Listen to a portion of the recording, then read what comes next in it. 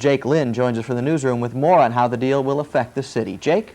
Well, Brian, better late than never for the city of Yonkers. The state budget may have tied the record for being delayed in Albany, but the net result was a positive one for the city of Yonkers and its public school system. It's been a tough year for residents on this block of Clinton Street. Just a couple months ago, a gentleman who lived only 3 houses down from Delia fell to his death at Yankee Stadium. Now you can see how close we are to Echo Bay. It once served as a central port for Navy and Marines coming in from Long Island Sound. It's bunkers like these, and literally thousands of others, that have forced Seacliff residents to spend their leisure time somewhere else.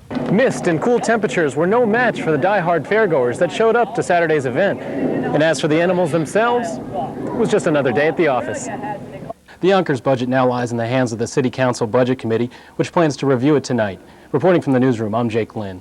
Jake, exactly how soon could the City Council, the full council, pass that budget, do you think? Well, Brian, it could happen as early as Wednesday. The City Council budget meeting is set to meet tonight, and if they sign off on the deal, it could be put on the agenda for this Wednesday's council meeting. But no word yet if that will happen. All right, Jake Lynn reporting from the newsroom. Thank you very much. That's the sound you'll hear when you walk across many of the fields here at Eisenhower Park. I'm Jake Lynn, and coming up on Neighborhood Newsmakers, I'll tell you how your park is dealing with the severe drought that we've had. A mangled mess of machinery is all that's left of a tractor-trailer that was sideswiped by a Long Island Railroad train Wednesday. Witnesses say the truck, which was carrying a 70,000-pound excavator, got stuck while crossing the tracks. The driver of the vehicle bailed out just before impact and suffered only minor injuries. And for some of the 75 passengers on board, it was a St. Patrick's Day they'll never forget. It sounded like a really, really hard, jolt as such. Didn't think it was like a body or anything like that. I mean, I've never been on a train before, so I didn't know, but it sounded metallic, something like a car or something to that effect. I was pulling a car across the street. I heard the train coming, blowing the horn, and the truck was stuck in between the gates. And next thing I heard is bash. The train was traveling westbound on the Oyster Bay line and was less than 100 yards from the Glen Street station. LIRR officials wouldn't comment on how fast the train was going.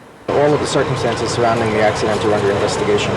Although there were no injuries, this accident could have been much worse. Had the tractor-trailer hit this gas station only a few feet away, fire officials say a major explosion could have occurred. While the crash did frighten many passengers, some were determined to make it to the Manhattan Parade. Well, we had a lot of kids with us because we're going to the parade, so we just wanted to make sure they were okay, which they were. Is this going to ruin your St. Patty's Day? No, they're going to get us to the parade. Eastbound service resumed to normal by the end of the day, but the LIRR says westbound service should see minor delays for the next few days. In Glen Cove, Jake Lynn, Neighborhood News 12. I'm Jake Lynn reporting from the Nassau County Legislature in Mineola. After mounting pressure from members of his own party, Steve Sabath resigned Monday as the county's Democratic chairman.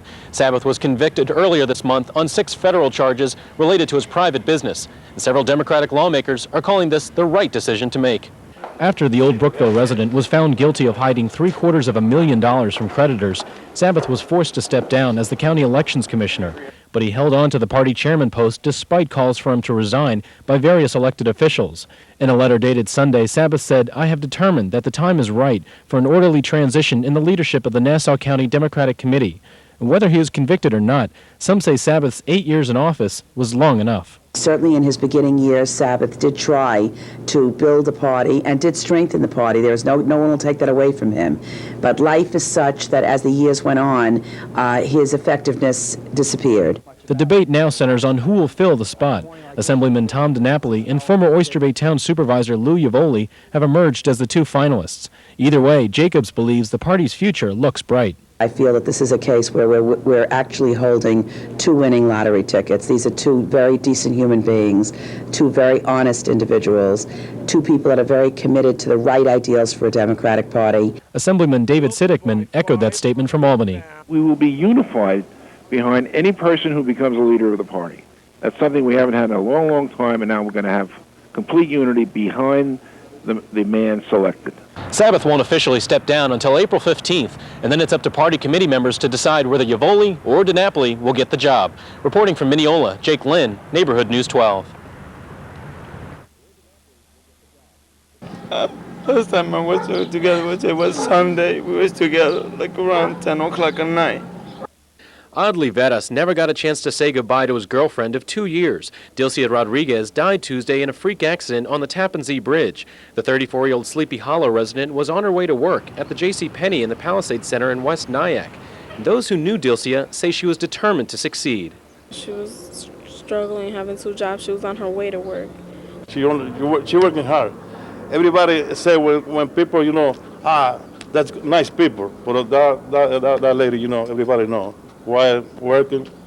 According to witness reports, Rodriguez's car was struck from behind by a navy blue or black pickup truck pulling a white trailer. Her car then spun around and was hit by a dump truck. She died almost instantly. But investigators now say they're not so sure if the pickup is to blame. We are attempting to follow up that lead, and that's what it is. It's a lead at this point. It hasn't been confirmed, and we're not going to refute and say that it didn't happen.